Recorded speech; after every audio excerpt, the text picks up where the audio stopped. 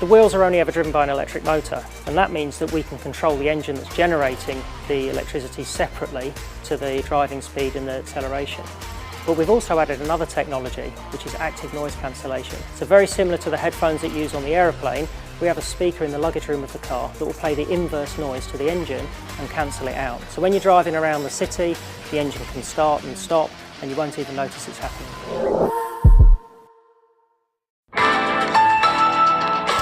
A LISTNR production.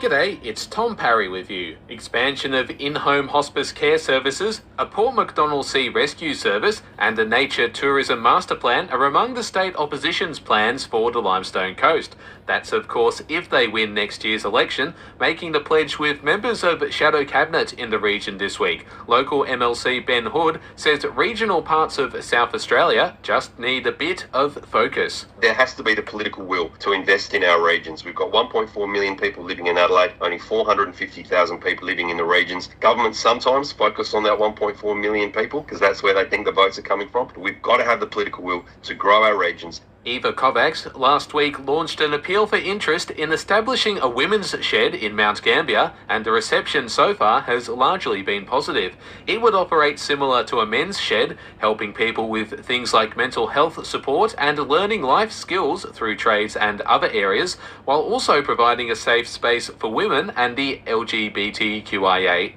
community. Eva says this is something they're really passionate about. And I felt like something was building inside of me, and there was just, a lot of discontentment in the town, and I just wanted to bring a bit of peace and a bit of joy. Briefly, rock lobster prices have boomed to over $100 a kilo in the lead up to Chinese New Year.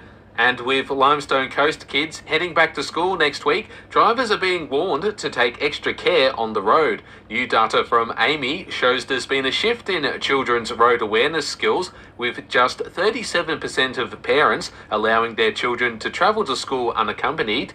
But the insurance firm's Louisa Rose says road safety is still a vital skill for them to learn. While understandably not everyone can walk, ride or scoot to school due to the distance and time, one thing everyone can do is learn and follow the road rules to ensure that our children are safe when arriving to and leaving school.